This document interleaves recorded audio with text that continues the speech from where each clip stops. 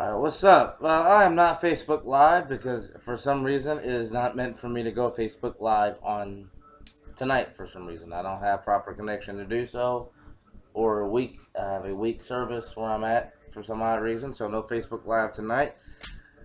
But I'm still going to do a prediction video. So Hell in a Cell is this Sunday, and I'm going to predict what I think is going to happen this Sunday based on what I just saw on Raw and just based on my personal opinion.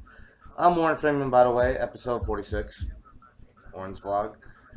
Before I get into Hell in a Cell, I'm going to talk about Goldberg's return last week. Me personally, I am... Well, for one, I wasn't a huge WCW fan. I was always watching the WWF back in the day.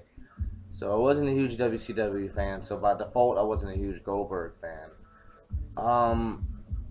When Goldberg came to the WWE originally in 2003, I was not really that big of a fan back then.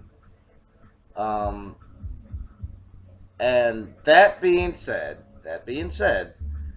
I will say that seeing Goldberg on Raw last week was pretty cool. You know, whether you're a fan of Goldberg or not, seeing him after 12 years on Raw was a very nice thing to see. He was there with his wife and his kid, and they had saw him live for the first time. And watching that was heartwarming. I appreciated that. But the novelty of Goldberg, to me, is non-existent. I mean, I personally don't care to see Goldberg and Lesnar. I mean, I know it's going to happen eventually, but there's no, I don't know, I'm not really, I kind of just want to get it over with and just have the match happen and just get it over with. Not a huge Goldberg fan, not a huge Lesnar fan either. I mean, the Suplex City thing is kind of cool, but just, I have the encounter of their last match. Like, the sour taste of their last match from 12 years ago is still in my mouth. And because of that, I'm just not really looking forward to it. But it was nice to see Goldberg come back. I guess they're going to trade off weeks now because Goldberg was on Raw last week, then Lesnar was on Raw this week. And now I guess Goldberg's going to be on Raw for the Halloween edition. Maybe he'll dress up as Goldust. I don't know. But anyway, Hell in a Cell. I am excited about this event. I put it on my Facebook status earlier. I don't know if it posted. For some reason, my internet connection lately, I have Boost Mobile, and my internet connection is, on my phone at least, has not been good. So, but anyway, I made a statement earlier that history was made tonight with the contract signing with the women, with Sasha Banks and Charlotte. And history is going to be made again this Sunday at Hell in a Cell. For the first time ever, 2 women are going to compete inside Hell in a Cell.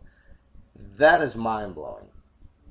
To me, at least. I mean, I can remember the first ever women's hardcore match at Survivor Series 2002 with Trish Stratus and Victoria. And that, back then, was mind-blowing to see something like that.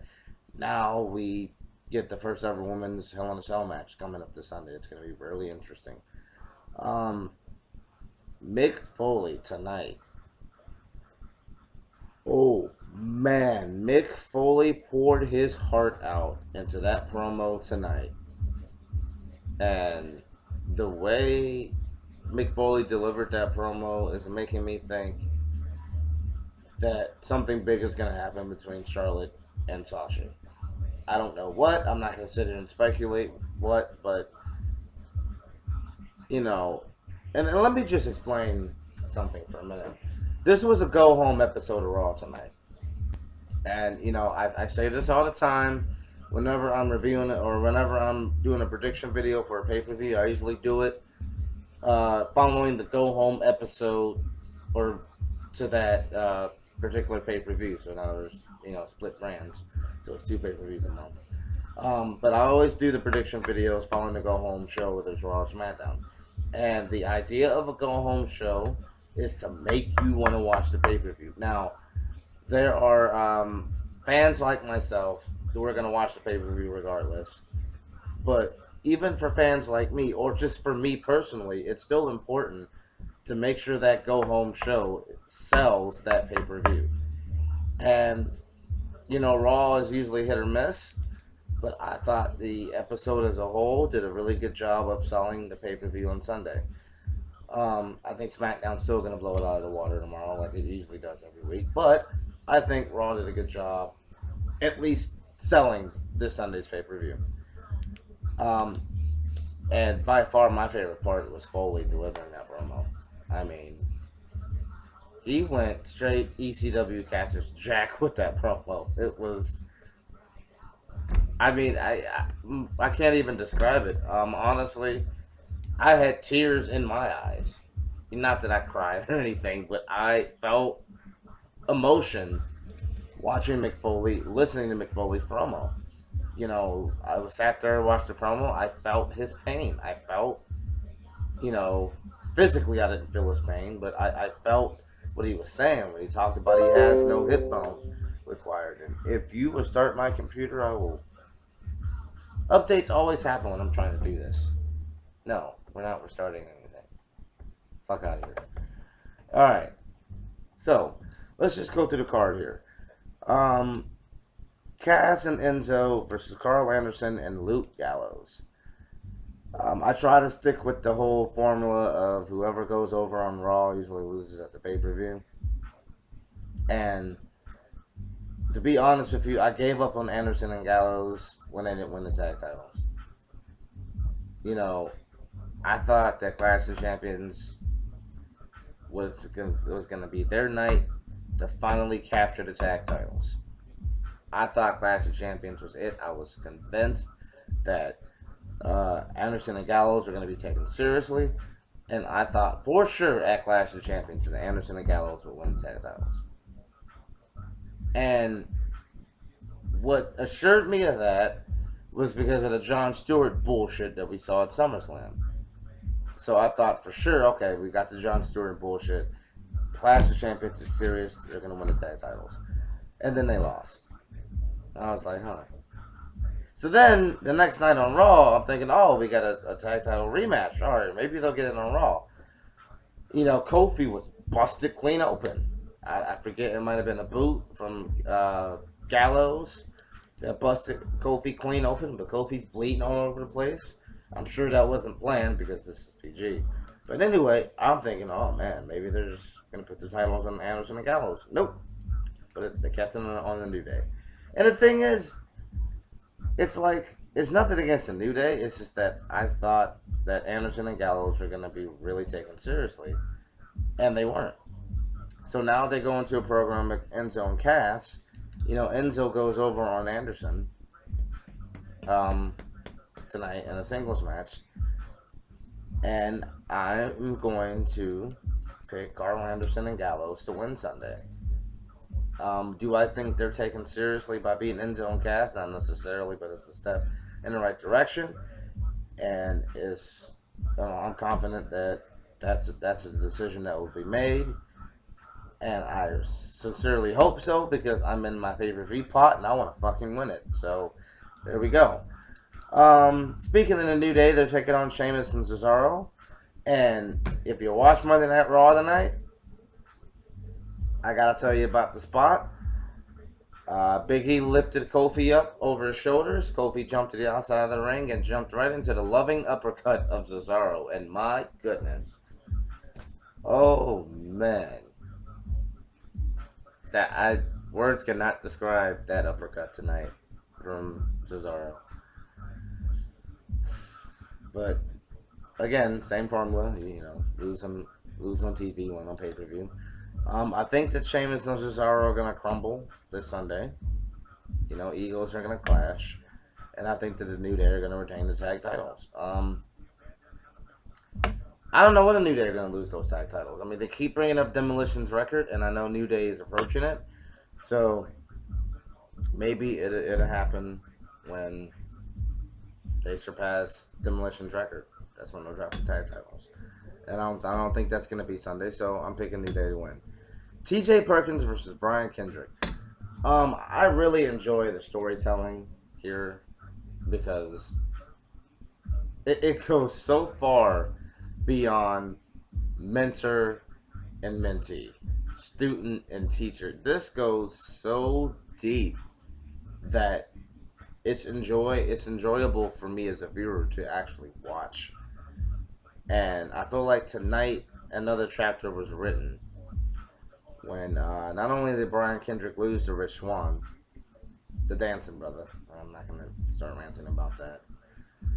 Okay, I'm gonna go ahead and leave that one alone. But when Brian Kendrick lost tonight, and then we see that backstage segment when it's like Brian Kendrick, he's really playing up the desperate character, the last chance. This is my last chance to revive my career, and he's really playing that up, and he played the hell out of that tonight by asking TJ, please let me win. Like, that's another chapter, man, that they wrote in that saga, and I'm looking forward to this match Sunday. I'm picking TJ Perkins to win. I would not be surprised if Brian Kendrick does win and go over dirty, but my official pick is TJ Perkins for that match. And so now we got the 3 Hell in a Cell matches. I guess this is a 6-match card. Sami Zayn and Braun Strowman might get added. I'm just assuming that might be a pre-show match. But we won't know that probably until Sunday. So let's talk about the 3 Hell in a Cell matches we got. I've already mentioned Sasha Banks and Charlotte. That's going to make history, putting 2 women in there. Roman Reigns and Rusev, Kevin Owens and Seth Rollins. This is to get them all out of the way. I'm picking Sasha Banks to go over. Sunday, I think Charlotte takes time off. I'm picking Sasha to win. I'm picking Roman Reigns to win.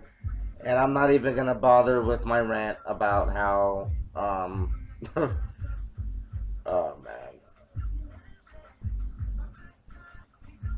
I've ranted the last few videos about how poorly Roman Reigns and Rusev have been built up. And it gets worse tonight. I am going to rant about this. But tonight, the only build-up we got to Roman Reigns and Rusev were promos that were, I'm sure, filmed earlier today. That's it. Neither man made an appearance. Neither man did a damn thing. They just cut promos. Which, I'm not saying promos are important. But when you add up the way that this feud has been built since before SummerSlam, it's been so lopsided. And last week was the only time that I can remember that Rusev actually went over or stood tall over Reigns. And that is the only time he has stood tall over Reigns by himself. Because the last time Rusev stood tall over Reigns in this feud was when he had wrestled Kevin Owens prior to that, and he attacked him afterwards. And I don't even count that. So last week was the only time in this feud that Rusev has looked strong and looked credible over Reigns. They have just built this storyline to favor Reigns so much to the point where I've just accepted it, and I'm picking Roman Reigns to win because Roman Reigns needs to look strong for whatever reason. Why believe that? I say the thing is, I secretly like Roman Reigns. I really do, and it's not even me disliking Reigns or liking Reigns is my problem with it. The angle itself is just retarded. You're building Reigns as you're trying to make Reigns a face, but he keeps doing all these heel tactics to a heel who is coming off looking sympathetic for defending his wife. Like, I just... washing my hands of that. Hopefully this is done Sunday and I don't have to even talk about this anymore. So Roman Reigns goes over, Sasha Banks goes over. My reason for that, I think Charlotte takes time off after this. And the whole hot potato thing with the title. Like, Sasha Charlotte, Sasha Charlotte, Sasha Charlotte. Let's just leave the title on one person for now.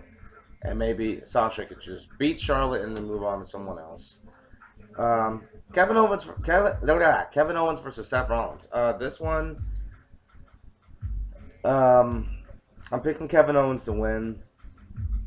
Well, I mean, I don't know. After tonight with that power bomb in the apron, I don't know. Um, that move is, I think Cole or Corey or whoever was on commentary made the comment saying that that apron power bomb has cost superstars weeks of their career, and Seth Rollins has 6 days to recover. Um, I don't know. I'm gonna stick with Kevin Owens to win only because I don't think they'll put the title on Seth. I think that I'm not gonna say that I think that Triple H is gonna get involved because I said that for Clash of Champions and Triple H didn't even show up. But I think Owens is gonna somehow go over. I can't really say dirty because there's no disqualification inside Hell in a Cell, but maybe Jericho will already be inside the cell, or there will be shenanigans afoot. I guarantee you, there will be shenanigans afoot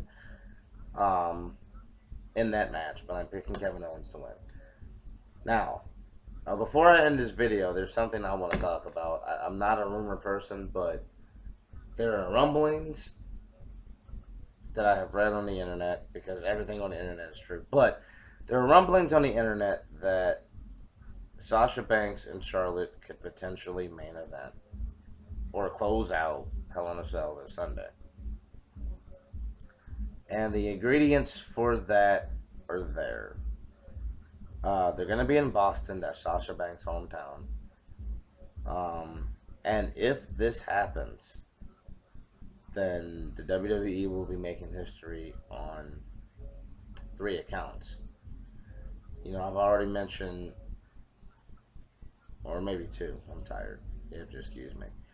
They're going to, if this happens, not only will this be the first ever women's Hell in a Cell match ever in the history of the WWE.